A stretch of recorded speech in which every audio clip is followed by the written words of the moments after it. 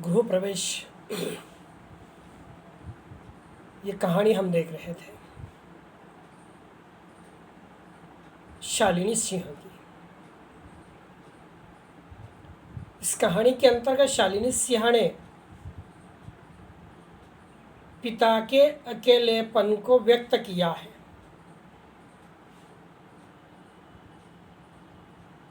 जिनके बच्चे यूरोप के दौरे पर चले गए हैं, पिता और माता को वृद्धाश्रम छोड़कर चले गए हैं। पिता का अकेलापन तब भी टूट जाता है जब बच्चों के वापस लौटकर पुनः गृह प्रवेश के साथ होली का त्यौहार एक साथ मनाने का निश्चय होता है। लेकिन इस कहानी की जो नारी है लक्ष्मी, रिटायर पिता की पत्नी, इंजीनियर होते हुए भी एक कर्मनिष्ठ भारतीय आदर्श नारी, आदर्श माँ, ये जितने भी कई आदर्श पात्र नारी के होते हैं उन सबका ठीक ढंग से किरदार निभाती है।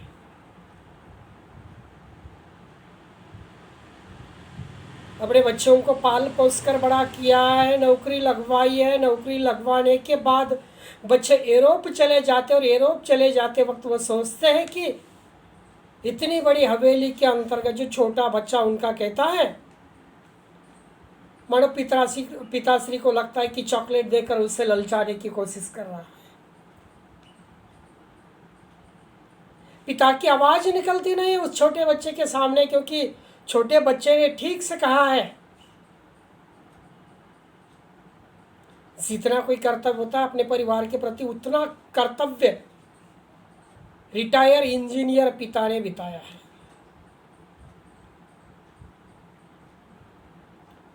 जो बड़ा बंगला बनवाया था उस इंजीनियर साहब ने, वो बंगला खुद के लिए नहीं था, वो सबके सब परिवार के लिए था। बल्कि आज उस बंगले के अंतर्गत सब कुछ उलट पुलट हो चुका है। जो आशियाना उन्होंने बनवाया था उसी आशियाने से उन्हें हटाया जाने लगा है। शायद उनके बच्चे ने पहले ही ऐसा सोचा होगा, तभी तो मेरे ऊपर इसी प्रकार के वार एक सैनिक की तरह होने लगे हैं।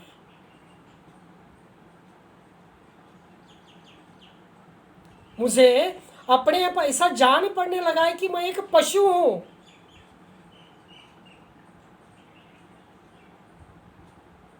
आज मुझे जिनके प्यार की जरूरत है, जिनके पनाह की जरूरत है, जिनके सहारे की जरूरत है, वही मेरी जिंदगी करने की तैयारी करने लगे। बेचारी उस लक्ष्मी के बारे में तो मत सोचो, वह हमेशा के लिए चुप रहती है। हर हाल में वो खुश रहती है, हमेशा के लिए वो सभी के साथ कंधों को कंधा लगाकर खड़ी रही है। न कभी उसने कुछ मांगा है, न कभी उसने अपने जीवन में किसी प्रकार की शिकायत की है। अरे उसे कभी ऐसी जाहिल औरत की हवा ने छुआ तक नहीं था।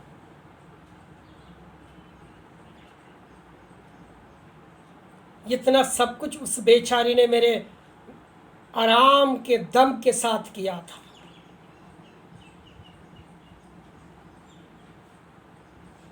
अगर घर भी नहीं देखेगी तो बेचारी करेगी क्या? आज भी वो मेरे लिए एक तुच्छ प्राणी साबित हो रही थी। मैं हैरान था। वो आज भी चुप है।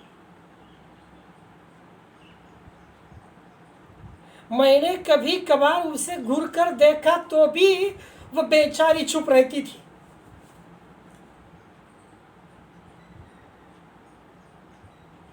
बच्चों के तुगलक की फरमान सुनती थी, उनके काम किया करती थी, और मेरा अपना जरूरी सामान पैक करने में जुट जाती थी। आज भी मांग में खूब भर भर कर सिंदूर लगाए थे।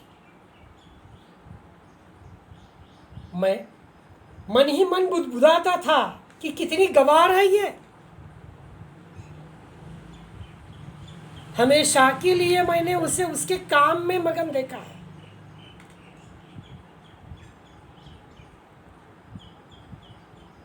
मानो घर के काम में नौकर की फौज की वो मुखिया है।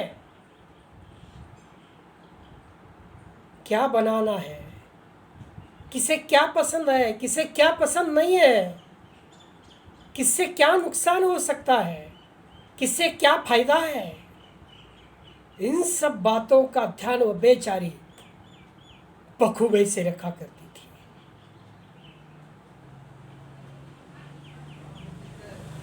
कोशिश करती थी कि मेरे माँ बाप का पूरा ध्यान रखे।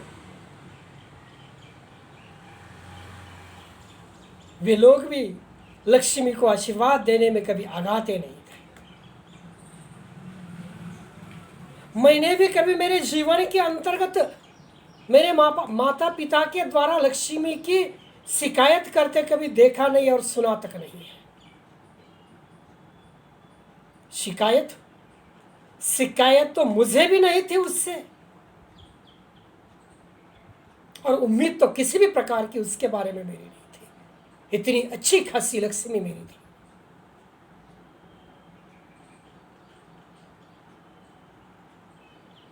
वो मेरे लिए हमेशा के लिए मगन थी। मुख पर हमेशा के लिए मुस्कुराहट सजाए हुए, आने जाने वाले रिश्तेदारों, यहाँ तक कि नौकरों की भी चाहती थी। ने सभी लोगों की वह चाहती थी, पर मैं कभी उसे उस नज़र से देखा नहीं। पर मैंने कभी उसे उस नज़र से देखा नहीं या न पाया है। मैं तो सदा ही उसका समर्पण, प्रेम, कर्मनिष्ठा सभी कुछ मात्र अपना हक समझता वसूलता रहा। वही उसका कर्तव्य है, यही मैं समझता रहा। लेकिन वह बेचारी और जीवन मेरे लिए कर्तव्यनिष्ठ भारतीय आदर्श नारी के रूप में जीती रही है। उसका मेरे जीवन में कोई खास अस्तित्व नहीं रहा था। मेरी भूमिका उसके प्रति एक केवल और केवल मालिक के समान थी, और उसकी समय के अनुरूप, आवश्यकता के अनुरूप बदलती रहती। वो बेचारी बिना शिकायत, बिना शिकवा सब कुछ सह लेती थी। इंसान कितना चालाक होता है। आज जब भी मुझ पर दिक्कतें आई है, तो अचानक ही लक्ष्मी की दुख जरूरतों की ख्याल आया है। खुद पर आज मुझे शर्म से आने लगी है।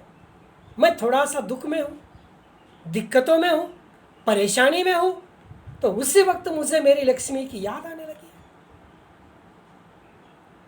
पिछले 35 साल में उसने मेरी सेवा की है, तब उसका ख्याल नहीं किया मैंने। जब आज मुझ पर दिक्कत आई है, बेटे मेरे यूरोप के दौरे पर चले गए और मुझे वृद्धाश्रम में छोड़कर, तब उसकी याद मुझे सताने लगी है।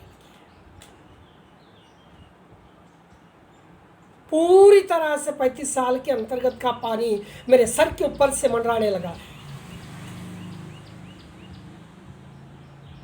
तभी लगा है मुझे, जब बच्चों ने मुझे वृद्धाश्रम में डाला है, तो मुझे पीछे से कोई हिलाने लगा है। चौंक कर देखा, ओह लक्ष्मी तुम। मैं भी सोचते सोचते कहां से कहां पहुंच गया हूं। बेचारी लक्ष्मी मेरे लिए वहीं पे हाथ में दवाई लेकर खड़ी है। जाने अनजाने उसे देखकर मुझे बड़ी ग्लानि महसूस हो रही थी। दवाई खाकर उसका हाथ पकड़कर बिस्तर पे बिठा लिया उसको मैंने। वो भी चौंक गई, क्योंकि मैंने ऐसा व्यवहार उससे जीवन में अभी तक कभी किया ही नहीं था। वह तप्रभ हो गई है। विस्मित उसकी फैली हुई आंखें मुझे निहार रही थी। मैं कुछ बोलना चाहता था पर आवाज साथ नहीं दे रही थी। उसने मेरा हाथ अपने हाथों में लेकर धीरे से दबाया। जाने क्या था कि अंदर तक सुकून की लहर उतर आई। उसने सहारा देकर मुझे धीरे से लिटा दिया और चादर उड़ा दी। मैं किसी आज्ञाकारी बच्चे के समान लेट गया और वो दया की मूर्ति मेरे प्रति धीरे धीरे मेरा सिर थपक रही थी। उसकी पतली लंबी उंगलियां मेरे बालों में चलायमान थी। सिर के पैरों से नींद नसें सी रगों में उतरी जा रही थी। कब मैं नींद की आगोश में था पता नहीं चला। उठा तो सिर भारी था। वो फोन पर किसी से बात कर रही थी। मुझे उठा देखकर मेरे पास अंदर आई, जैसे कुछ घूंट सा रहा है मुझे। न जाने मन की बात वो कैसे समझ लेती थी। मुझे हैरानी होती थी उससे। पीने के लिए मुझे पानी लाकर उसने दे दिया। बिना कुछ बोले ही मैंने पानी पी लिया है। पर्दा खसकाया तो बाहर का धुंधल का बढ़ गया था। बाहर लॉन में खूबसूरत लाइट लगी हुई थी। छोटा सा फव्वारा भी इस लॉन के ऊपर चलने लगा था। एक समय वो भी थी, अपने लिए तनाई चाहती थी, लेकिन मैंने उसे कभी तनाई नहीं दी थी। आज उसी तनाई से डर लग रहा था मुझे। कुछ लोग चहलकदमी कर रहे थे। नीचे कैफेटेरिया भी थी। मैं बीबी का हाथ पकड़े उसी तरह चल दिया। अब कुछ उलझी हुई दिख रही थी, क्योंकि कभी भी उससे मैं इस तरह कहीं ले नहीं गया था। उसे मेरी दिमागी हालात पर शक हो रहा था। उसकी पसंद की कॉफ़ी ऑर्डर की। शायद मैं अपने किए का प्रायश्चित भोग रहा हूँ। शाम की काफ़ी कुछ असर कर गई। मैं उससे पकड़े लॉन में आ गया। वो वही बेंच पर बैठ गया और शादी की शुरू से बातें दिमाग में घूमने लगी। बच्चों की अटखेलियाँ, माँ, बाबूजी, घर, परिवार की चिंताएं, लक्ष्मी की कर्मठता सब बारी बारी दिमाग में घूम रही थी। जिंदगी दबे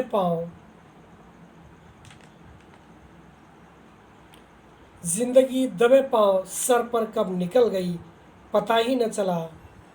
समझ तो तब आया जब तेज भागती जिंदगी ने रिटायरमेंट का ब्रेक लगवा दिया। तब समझ आया कि हर कोई अपने काम में व्यस्त है। एक मैं ही हूँ